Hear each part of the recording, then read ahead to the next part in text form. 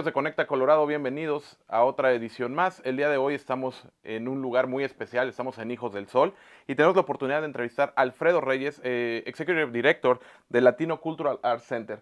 Alfredo, bienvenido, muchas Buenos gracias por estar con días, nosotros. claro que sí, Muy Alan. temprano, sabemos que tienes una agenda muy ocupada, estás planeando varias cosas que nos vas a platicar durante estos minutos que vamos a estar contigo. Pero gracias por tomar el tiempo. Claro que sí, con mucho gusto. Es un honor poder estar aquí contigo esta mañana y poder compartir más acerca del Centro Cultural. Muchas gracias. Me parece muy interesante lo que están haciendo aquí, porque muchas veces dentro de nuestras culturas latinoamericanas tenemos mucha riqueza cultural. Tenemos un sinfín de expresiones artísticas, tenemos un sinfín de muestras en las que podemos como expresar nuestra identidad latinoamericana. Si bien somos diferentes países con diferentes culturas, tenemos muchas cosas en común. Y a veces llegas aquí a Estados Unidos y falta esa parte como de esa identidad. Y el tener un lugar, el tener una organización como la que ustedes están haciendo, de buscar empujar la parte cultural, de buscar ser este venue o este centro que pueda mostrar toda esa riqueza que tenemos como país es muy importante. ¿Cómo nace el centro cultural? Sí, es una muy linda historia, una historia que lleva a cargo de los últimos 50 años con la familia de nuestra fundadora y su familia, justo su papá, un inmigrante de Hidalgo que iba rumbo hacia Chicago cuando su coche se le descompuso aquí en Denver, conoció y se enamoró de una irlandesa americana que era huérfana en el norte aquí de Denver y se enamoraron, se casaron, empezaron una familia y de ahí empezaron un restaurante.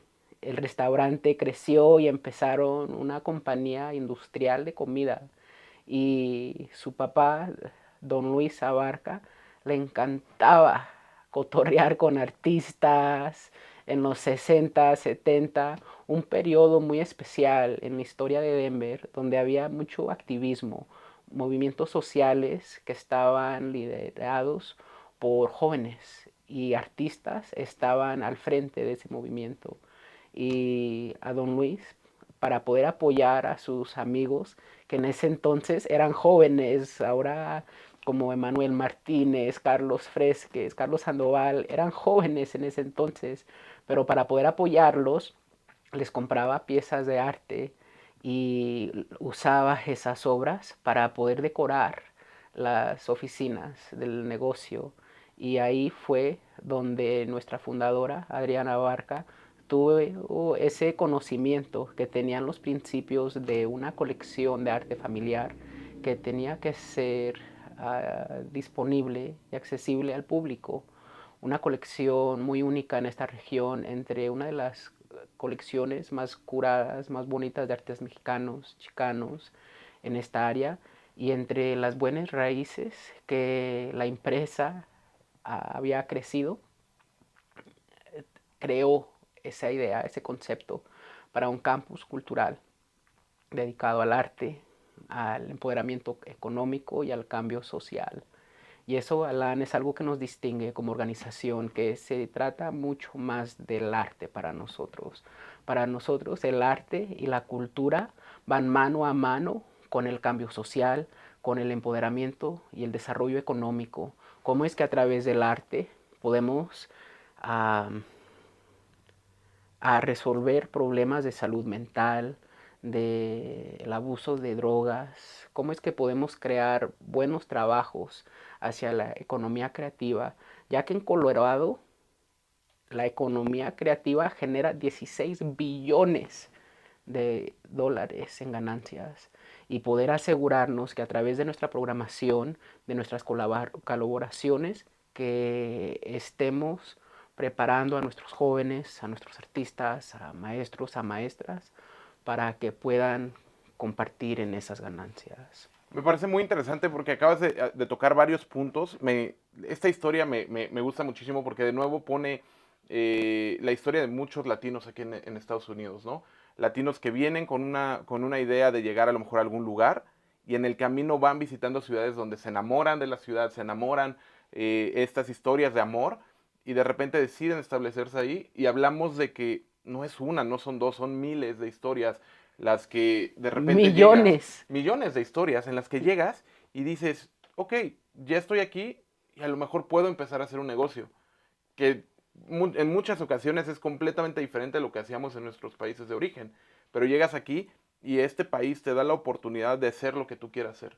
Te da la oportunidad si estás dispuesto a trabajar duro, y eso es algo que nuestra gente sabe hacer, nuestros latinos sabemos trabajar duro, sabemos estar aquí, somos gente que siempre está buscando cómo hacerse para adelante. Entonces son muchas historias las que tenemos como esta. Y eso es importantísimo, ver cómo empezó de una persona que le gustaba el arte, que le gustaba convivir con otras personas que estaban en ese ambiente y que aunque no tiene nada que ver el tema gastronómico con el tema cultural aparentemente, aunque si bien la gastronomía es cultura Y arte. y arte también, Mm. eh, se ponen estas dos industrias yo lo llamaría como un mecenas, ¿no? Como esta persona que decía, ok, yo te puedo apoyar, son jóvenes, tienen esta intención de salir adelante y yo los puedo apoyar con supplies o yo los puedo apoyar con estos recursos y se empieza a crear toda una industria nueva o se empieza a crear toda una nueva corriente, porque si bien somos latinos, la forma en la que nosotros nos expresamos en Colorado es muy diferente a la forma que nos expresamos en otros estados y eso lo vuelve único. Entonces creo que es muy interesante esa parte. La otra parte que me gusta mucho, y lo mencionas perfecto, es las iniciativas creativo-culturales. Mucha gente cree que la parte creativo-cultural es solamente algo para disfrutar y ver, pero no, es un generador, es un motor de economía. Es por eso que hay mucho estudio en lo que se le denomina en Latinoamérica como economía naranja, que es Mm. la parte creativo-cultural. Países que están muy adelantados en economía naranja pues, son Colombia, por ejemplo. Colombia tiene una industria creativo-cultural muy grande.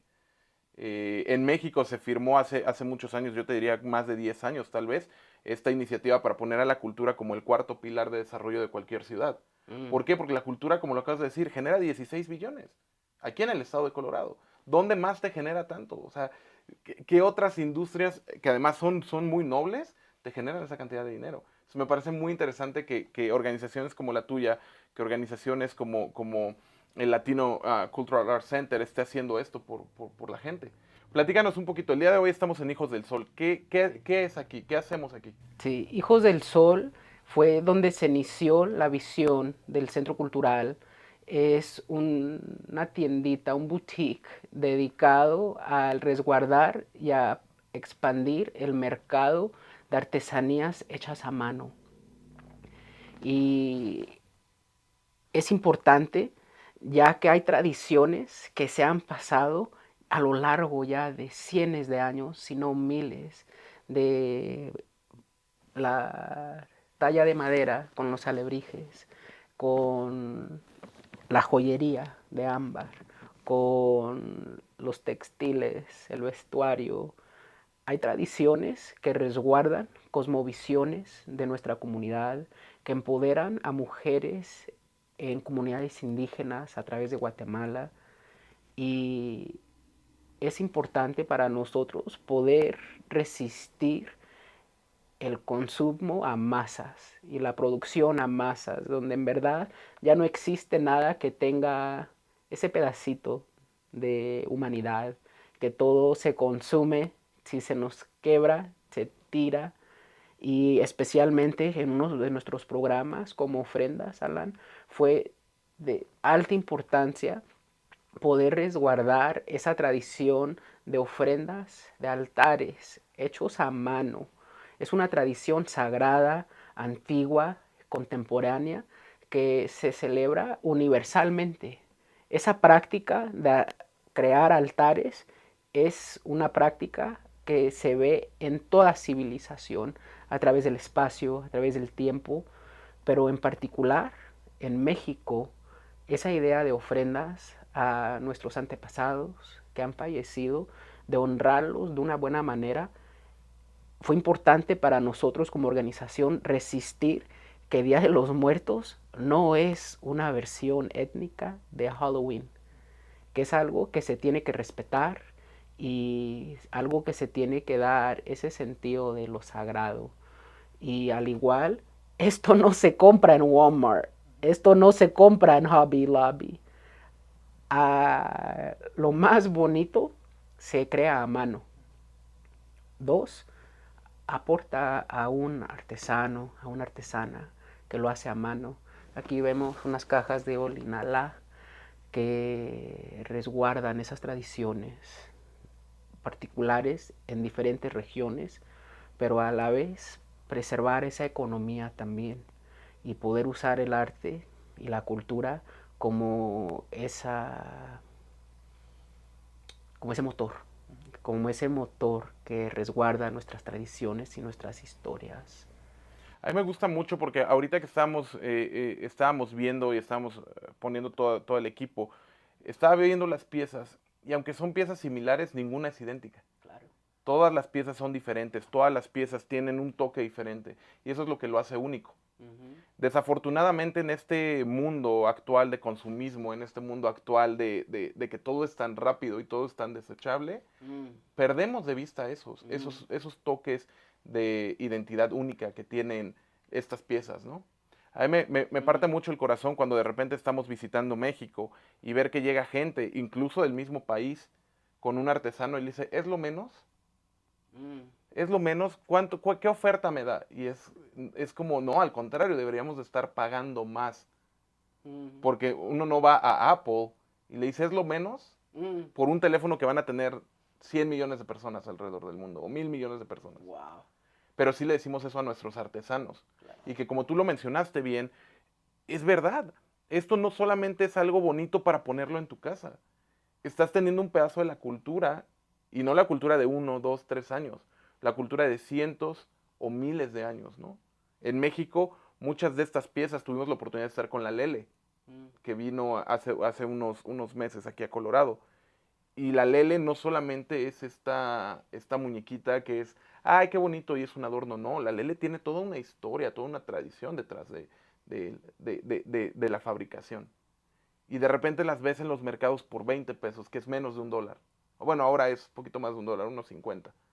Y es cuando dices, ¿cómo puede ser posible que esto, que tiene tanta cultura, que tiene tanta tradición y que viene de tantos años de familias y familias y familias que se dedican a la producción de esta muñeca, estén regalando de esa forma su trabajo? Entonces, tener un centro o tener una organización como ustedes, que no solamente te brinde este pedacito de arte y este pedacito de esa persona que lo hizo, sino que además te explique la historia, es increíble. ¿Cómo te uniste tú? ¿Cómo llegaste a empezar a trabajar con ellos? Sí. Pues para empezar, soy el hijo de inmigrantes mexicanos, algo que me trae mucho orgullo. Mi mamá era de Chihuahua y mi papá de Durango.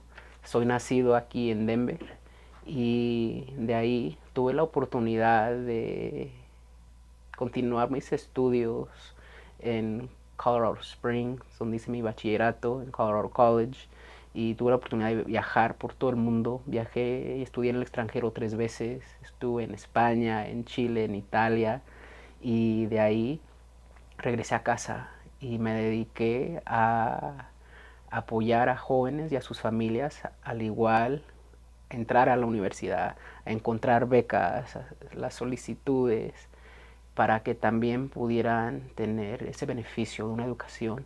Eso fue algo que mis padres desde muy temprana edad me inculcaron, que la única manera de poder salir adelante en este país sería a través de la educación, que la educación me traería libertad.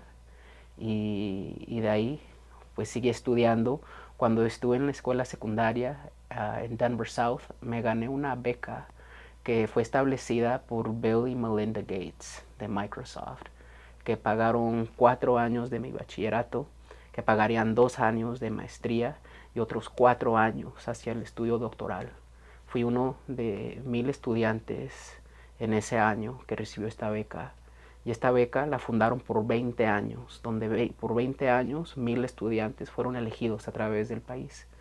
Y durante mi maestría en CU Boulder fue donde tuve la oportunidad de conocer a nuestra fundadora a través de una amiga mutua que reconoció que mi carrera estaba empezando a florecer en el arte, en el desarrollo comunitario, en el desarrollo de los jóvenes, en la educación, y nos introdució.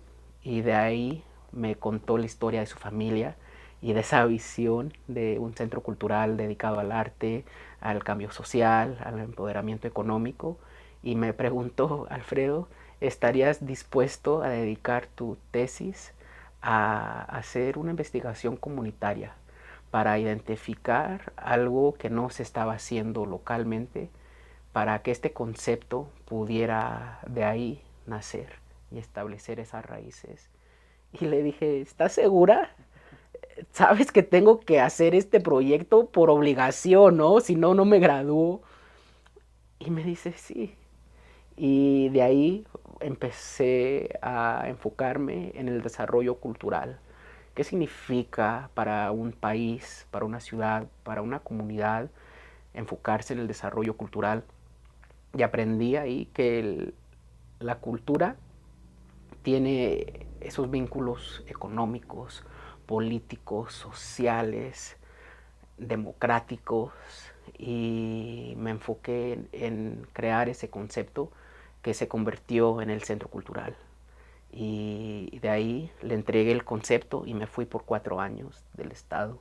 Pasé un año en Filadelfia y otros 3 en Santa Cruz, California, en un programa doctoral, y dediqué 3 años estudiando investigaciones educativas, desarrollo comunitario, estudios indígenas, y a finales del 2019 decidí que la academia no era donde quería establecer mi carrera y decidí regresar a casa, y fue la mejor decisión que pude tomar porque, como sabes, a finales del 2019, a principios del 2020, llegó la pandemia y el mundo se nos derrumbó por completo. A los 5 meses que llegué a casa falleció mi papá. Al año y 18 días falleció también mi jefita. Y fue en esos momentos donde este proyecto y el Centro Cultural me dio ese sentido de poder tener algo que me anclara, y de ahí nació nuestro programa de ofrendas, de poder ofrecerle a nuestra comunidad esas tradiciones, pero al igual, cómo es que entre familia podemos llegar a aprender a tener conversaciones de pérdida, de luto, en una sociedad dominada por tanta pérdida, por tanta violencia, por tanta discriminación. Si no tenemos esas herramientas culturales, psicológicas, de poder tener conversaciones abiertamente de nuestra salud mental, especialmente como hombres. Si como hombres no podemos tener esas conversaciones sobre nuestra salud mental, de cómo llegamos a sanar, perdimos nuestra dirección. Y una sociedad que no puede sanar y procesar ese trauma se estanca. Y de eso depende nuestra opresión como una comunidad. Y, y sí, para responder tu pregunta directamente, fue a través de relaciones personales, de mucho estudio, de creer que el arte es mucho más que arte, sino una manera de inspirar al público, de crear poder, de poder tener una comunidad potente, orgullosa, que sabe su lugar, que sabe que son los descendientes de un legado de excelencia, que son descendientes de un legado de genios, que nuestros descendientes diseñaron ciudades que estaban alineados a las estrellas, hombre. Pero esto no se nos educa como niños. Al contrario, las narrativas y los mensajes que se nos dan, que somos los descendientes de violencia, de pobreza, de esclavitud, que no tenemos nada de lo cual podemos estar orgullosos. Y en eso fue donde se inspiró mi carrera, de poder compartir ese legado, de poder inspirar a la próxima generación para que no se nos deje atrás. Porque lo peor que puede pasar en este país para nuestra comunidad es ser la mayoría en términos de números, pero no tener liderazgo, no tener ese atendimiento educativo. Eso sería lo peor para nuestra comunidad. Ser la mayoría sin dirección, sin liderazgo, y ahí está anclado el centro cultural. Tocaste varios puntos muy importantes. Me quiero regresar un poquito con tu historia personal. Al principio me comentaste que ya estabas, bueno, en CU Boulder cuando conocen a la fundadora, bueno, cuando conoces a la fundadora.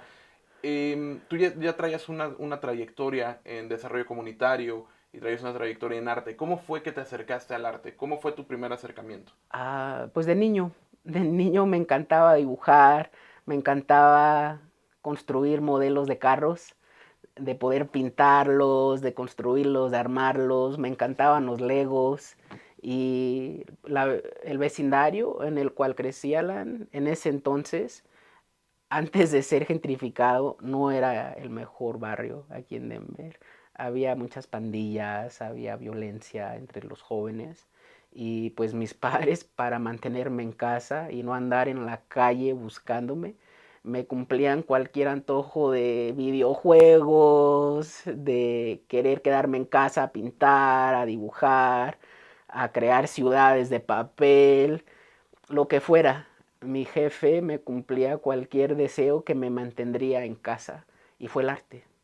Fue el arte que me ayudó a crear ese conocimiento creativo y nunca pensé que, que el arte pudiera ser una carrera. No fue hasta cuando estuve en mi bachillerato que tuve la oportunidad de tener un internado, un Ujú. internship, y que ahí empecé a ver que la economía creativa genera buenos trabajos. Que era un- Perdón que te interrumpa, pero me gusta mucho esta parte porque de repente nosotros como niños no nos damos cuenta de los sacrificios que hacen los padres, ¿no? Tú lo mencionaste muy bien, los dos inmigrantes, me imagino, fue una época difícil, fue una época de ir creciendo, de ir saliendo adelante, pero no nos imaginamos los sacrificios que hacen nuestras familias para que nosotros estemos donde estamos ahora, ¿no? Y es muy importante lo que tocas decir, reconocer que si bien a lo mejor de niño decías, ah, yo quiero salir con mis amigos, pero bueno, estoy aquí en mi casa, tengo todo lo que me puedo imaginar para no tener que estar afuera, era para protegerte y para darte una mejor vida, o una mejor Mm, calidad de vida, o mejores oportunidades. Y las has sabido aprovechar muy bien. Este internship, este internado, ¿en dónde fue? En qué compañía? ¿O cómo fue que te acercó a la industria creativo-cultural, pero como industria? sí, No solamente como una forma de expresión. sí. Y pues con eso quiero darle mi corazón a todos esos padres y esas madres, ¿no? Que dices que han sacrificado tanto para que estuviéramos aquí y tener esas oportunidades que nunca tuvieron. Y es algo que recuerdo que de niño mi papá siempre me compartía, ¿no? Él trabajó en la construcción por toda su vida, mi jefa limpiando salas de hoteles hasta que fue deshabilitada por una condición cardíaca. Y mi papá recuerdo que llegaba a casa con las manos llenas de ampollas. Y me decía, mi hijo, mira mis manos, mira lo que tengo que pasar yo sin estudio. No quiero esto para ti. Y me decía, pídeme lo que tú quieras y te doy lo poco que tenga, pero quédate en la escuela. Y de niño nunca me sentí pobre. Tenía mis Nikes, tenía mis tarjetas de Pokémon, tenía mis videojuegos. Si le pedía $1 para ir a la tiendita a comprarme unas sabritas, lo tenía. De niño nunca me sentí pobre. Y es a través de ese sacrificio que nuestros padres han dado con todo corazón que se tiene que seguir reconociendo. Y como jóvenes, tomar ventaja de eso. Y veo que ahora es mucho más difícil tener una familia en esta ciudad donde cada día los precios aumentan. Y sí, mi corazón va a todas esas familias inmigrantes. Y la conexión, para responder a tu pregunta, fue a través de la fundación de Denver, The Denver Foundation, donde tenían un programa de internados con organizaciones sin fines de lucros y De ahí solicité ser parte de ese programa y en ese entonces tuve la oportunidad de hacer un internado con Platform, se llama la organización, que está dedicada al desarrollo juvenil a través del arte, o con el senador Bennett, que en ese entonces acababa de ser promovido de superintendente de las escuelas públicas y quien había conocido a través de diferentes eventos cuando era joven. Y fui a una entrevista con su oficina y después me dijeron, chido, en cualquier área de enfoque que quieras trabajar aquí para el senador, te la damos. Pero primero tienes que venir a aprender cómo escribir como el senador. Y algo de eso No te hizo clic. no me latió. No me latió.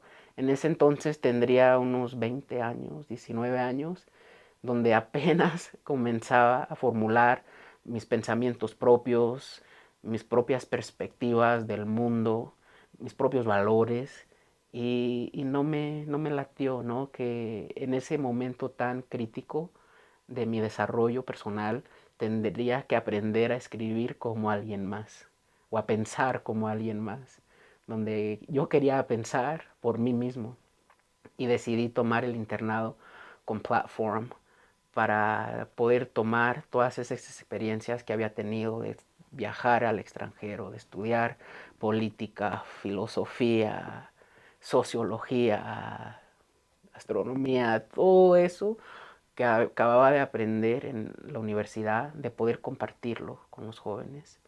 Y ahí fue donde vi el impacto que podría tener el arte en ese sentido de desarrollar orgullo en nuestros jóvenes. Y de ahí fui invitado a ser parte de la junta directiva de la organización Platform. Hice eso por 2 años. Y ahí fue donde vi cómo funciona una organización sin fines de lucro, especialmente dedicada al arte. Y algo que aprendí después es que cuando se dice que uno es una organización sin fines de lucro, eso no significa que no generas dinero, sino que se vuelve a reinvertir en la programación, se vuelve a reinvertir en la visión y no darse a shareholders. Sí, no se le da a los inversionistas, sino se Exacto, vuelve a aplicar en lo que es el motivo principal o el objetivo principal de la organización. exacto. Y justo ese es el desconocimiento o es esta como falla en la comunicación que muchas veces dicen, sin fines de lucro, tiene que ser, no voy a generar dinero, porque eso escuchaba el otro día en una reunión, me decía una chica, yo llevo trabajando 20 años en organizaciones sin fines de lucro y yo sé que no hay dinero en esas organizaciones. Y le decía, no, yo creo que más bien te ha tocado trabajar en las incorrectas, porque Exacto, es algo que puede generar mucho dinero. Eso no significa que te vas a volver millonario, pero eso significa que puedes ayudar a más gente. En la exacto, medida en la que tu organización crezca, en la medida en la que tu organización genere más recursos, es en la medida en la que vas a poder impactar a más personas en tu comunidad. exacto. Y me gusta mucho lo que están haciendo porque ustedes tienen una visión muy enfocada.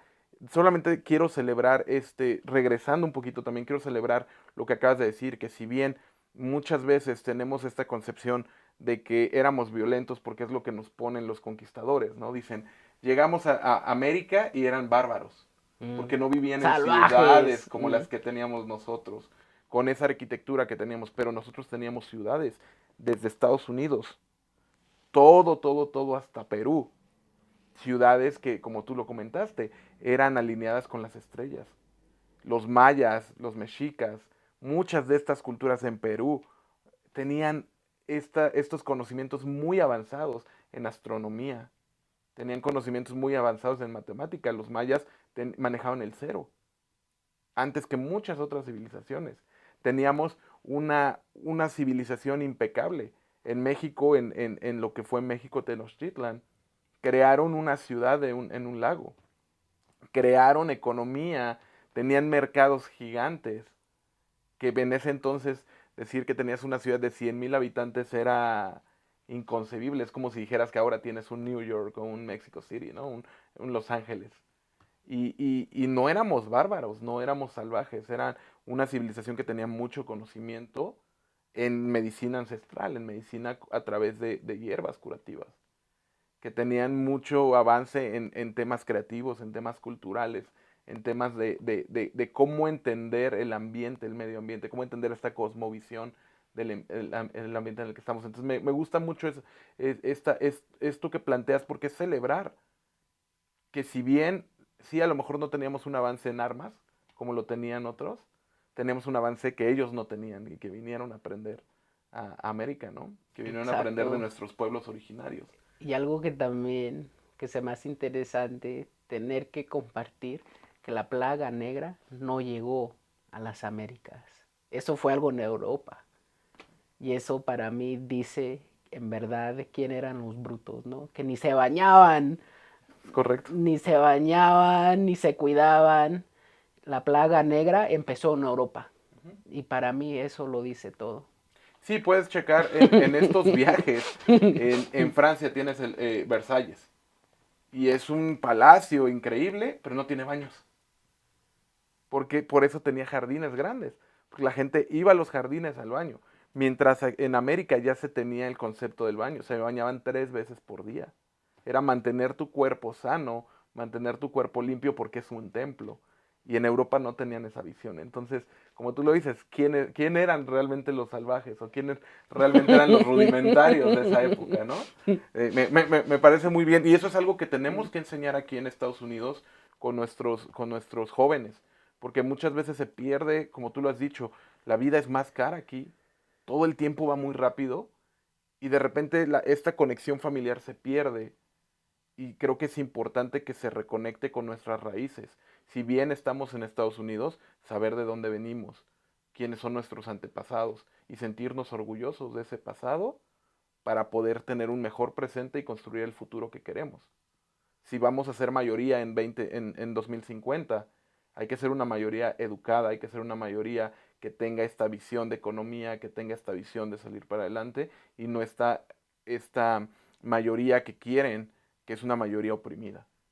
Y al igual, poder agregar que tenemos que ser una mayoría sobria, porque esos no son mensajes que se nos pasan de jóvenes. Mi padre desafortunadamente falleció a causa del alcoholismo y eso es verdad para miles de familias también, quienes familias han sido destrozadas por el alcohol, por las drogas. Y como jóvenes, los mensajes que se nos dan es puro party, estar tomando, glorificando las drogas, el sexo, porque eso es lo que se vende, ¿no? Y soy el primero a admitir que también me gusta el Bad Bunny, ¿no? Que toda esa música pues tiene su lugar, pero al igual también tenemos que compartir ese mensaje de la sobriedad, porque sin estar conscientes de nuestros propios pensamientos, de nuestros propios traumas, eso es algo que no se habla, que ser inmigrante a este país es una experiencia sumamente traumática. Y ese trauma se les pasa a los hijos, querer o no. Y agrégale las drogas, el alcohol, eso pasa generación tras generación.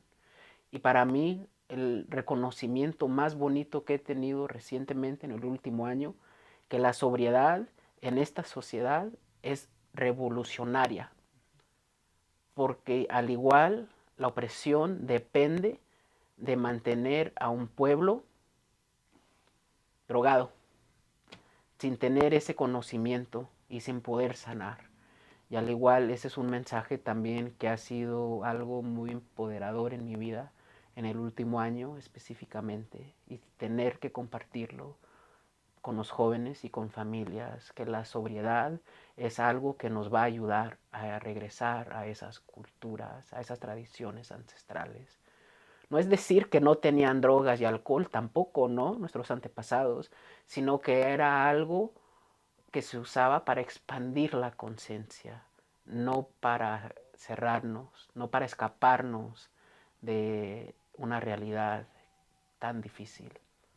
Y agradezco mucho esas palabras, Alfredo, porque es reconocer y es ver cómo está esta sociedad Y desafortunadamente en los barrios que tienen más carencias o en los barrios que tienen gran presencia de minorías es donde tienen más dispensarios, es donde tienen más licorerías. Y de repente vas a otros vecindarios que tienen mayor calidad económica o tienen mayor desarrollo y no ves tantos lugares, tantas licorerías. Entonces es reconocer por qué en unos hay y en otros no. Si bien eh, de jóvenes, yo tuve mucha fiesta y salíamos y demás, es reconocer también en qué momento lo estás usando para divertirte o lo estás usando para escapar de tu realidad. Y Mm, lo que tú decías, ¿no? Estos traumas o este tema de salud mental, a veces buscamos los escapes y esos escapes no son soluciones, están ayudando a que el problema se haga más grande. exacto. Muchas gracias por compartir eso. Sí, claro, claro que sí. Alfredo, vienen cosas interesantes, vienen cosas grandes, están trabajando en las bodegas. Platícame un poquito más de eso. Pues gracias por esa oportunidad, porque Las Bodegas es un proyecto del cual estoy tan orgulloso, Alan. Será la próxima expansión del campus cultural que llevamos a cargo aquí en la ciudad de Denver. Son 2 bodegas que se nos donaron por nuestra fundadora y la directora de nuestra junta directiva, Adriana. Y estas bodegas fueron valuadas a 1.4 millones de dólares, y esa contribución inicial fue lo que nos ayudó a poder recaudar ya casi 5 millones de dólares hacia la construcción completa de estas bodegas, donde vivirán nuestra programación en el arte visual y digital. Habrán 4 aulas para la educación, donde vivirá nuestro programa de ofrendas, nuestro programa de consejería para el arte público. Habrán 2 estudios para artistas, habrá un centro de multimedia, habrá una cafetería, un café, y ese espacio será abierto al público, donde vivirá nuestra misión de utilizar el arte hacia el cambio social y el empoderamiento económico. Y les quiero hacer la invitación a tu público, a Conecta Colorado, a que se unan a nosotros cada jueves, empezando en agosto de las 4:30 a las 6:30. En, Tendremos recorridos públicos, open houses para que vengan a ver el espacio en su forma más brutal, ¿no? Pero para que vean la visión, para que vean dónde empezamos y para que vean que estas bodegas les pertenecen a ustedes. Como una organización sin fines de lucro, eso significa que estas 2 bodegas le pertenecen a los jóvenes, a los artistas, a nuestros maestros, maestras y a familias. Y algo que se me hace tan especial de este proyecto, Alan, será uno de los primeros edificios comerciales que sea completamente eléctrico. No va a funcionar con nada de gas, para que el edificio por sí sea una herramienta de la cual nuestra comunidad pueda aprender cómo poder contribuir hacia ese futuro más sostenible. ¿Cuáles son cuáles son las iniciativas y los rebates que están disponibles a través del gobierno federal, estatal, de la ciudad, para que en sus propias casas puedan contribuir hacia esa electrificación y poder ahorrar al final del día? Porque, Alan, el gas solo va a seguir subiendo de precio. Y al final del día, ¿quiénes son los que van a estar pagando más? Los pobres y las comunidades de color que no pueden ponerle paneles solares a sus casas o pompas eléctricas. Y es algo que en estas conversaciones del cambio ambiental, que también se les olvida a mucha gente, ¿no? Que estas conversaciones de cuidar por la madre tierra no son nada nuevas. Nuestros antepasados son los originarios que cuidaban de estas tierras. ¿Cómo es que a lo largo de miles de años preservaron ese balance ecológico, donde supieron su lugar en esta tierra, de cuidar por el planeta, de cuidar por los recursos naturales? Pero en los últimos 400 años del colonialismo destruyeron el planeta. ¿Y cómo es que ahora utilizando las tecnologías modernas con esas cosmovisiones antiguas que podemos crear ese futuro más sostenible. Y sí, estamos a punto de recibir nuestros permisos de construcción. Aquí con el favor de Creador los tenemos como en 2, 3 semanas y teniendo que seguir recaudando fondos para que podamos empezar la construcción antes de final del año. Y con el favor de Dios lo abrimos como en un año, año y medio. Eso es muy interesante porque yo invitaría a todos a que vayan a estos recorridos que van a tener, porque va a ser un campus completamente moderno, va a ser un campus que es para ustedes, es para la gente, es para los latinos en Colorado, y que vean dónde empieza y en dónde va a terminar, y esta misión tan importante que tienen, ¿no? De ser este centro de desarrollo para el arte, para la cultura, para los latinos, para los jóvenes. Y cómo desarrollamos eh, o cómo podemos expandir y que si tienes este deseo de ser artista, ahí van a estar los medios y hay mucha gente atrás de todo este proyecto. Entonces, yo invitaría a todos a que vayan, a que tomen esta oportunidad de visitar el espacio porque va a ser es un espacio grande. Tuve la oportunidad de ver las dimensiones. Es un espacio muy grande, es un espacio que va a tener muchas cosas para la comunidad. Sí, serán aproximadamente 10,000 pies cuadrados. Y al igual me gustaría clarificar algo, Alan, y eso es cómo definimos el concepto de la latinidad, ¿no? Cuando llegué nuevamente a este puesto, me preguntaba mucha gente, ¿y qué tal si no soy latino? Y les decía, nah, pues está bien, no te preocupes, mi pésame, pero está bien. Y de ahí lo definimos de una manera geopolítico, que ser latino es ser indígena, es ser africano, ser de Asia y ser europeo. Y dentro de esa hibridad hay espacio para todos. Si no es uno latino, al igual mejor, ¿no? Porque nos da esa oportunidad de crear esos puentes de conocimiento. Y es en esos puentes de conocimiento donde nuestra diversidad se hace una arma que nos protege, sino algo que nos divide. Y sí, eso es algo que se me hace muy importante, que como latinos hay una diversidad infinita, como lo mencionaste al principio de nuestra conversación, pero al igual verlo así. Ser latino es africano, es indígena, es asiático, es europeo, y siempre evolucionando. Y dentro de ese concepto de la latinidad hay espacio para todos. Me gusta mucho esa clarificación porque es algo que queremos hacer nosotros en Conecta Colorado. En México tienen este dicho, ¿no? Que los mexicanos nacen donde quieran. Mm. Y es este sentido de que ahora se ha hecho muy viral este niño afroamericano que lloraba porque él quería ser Ah, mexicano. sí, lo vi. Y le decía a su mamá, pero es que tú eres africano, no puedes ser mexicano. Y él decía, yo quiero ser mexicano. Y el Porque quiere razonamiento del niño quería quesadillas. una quesadilla. El razonamiento del niño es porque su mejor amigo es mexicano y él comía quesadillas y él quiere comer quesadillas. Y al niño lo invitó la selección mexicana a uno de los partidos que tuvo y eso nos hace recordar que esto que dicen los mexicanos es cierto. El mexicano nace donde quiera y yo lo expandería a el latino. Si nos vamos a la raíz de qué es la latinidad, es porque viene del latín.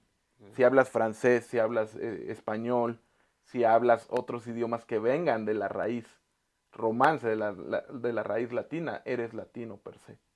Pero se ha usado esa palabra solamente para Latinoamérica. Pero yo les digo, latinos somos todos, porque si bien tenemos esta diversidad cultural, como tú lo acabas de decir, en lugar de ser, yo soy latino, tú no eres latino, entonces te excluyo, no, vamos a abrir estos puentes de comunicación.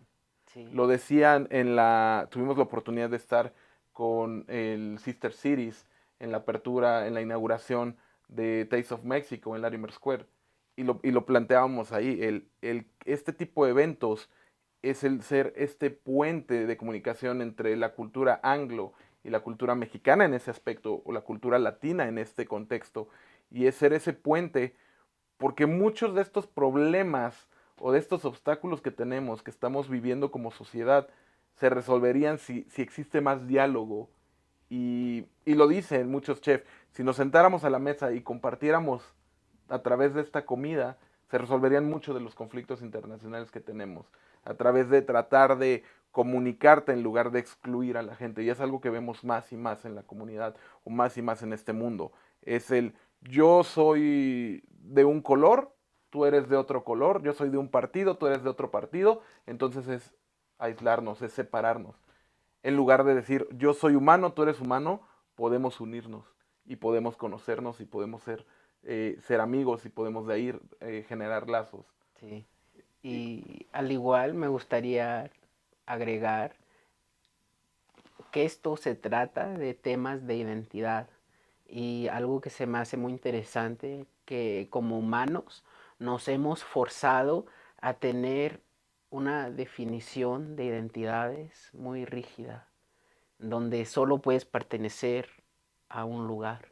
Eres mexicano o eres americano, o eres hombre o eres mujer, eres de aquí o de allá, sino que la naturaleza no depende de esas restricciones, ¿no?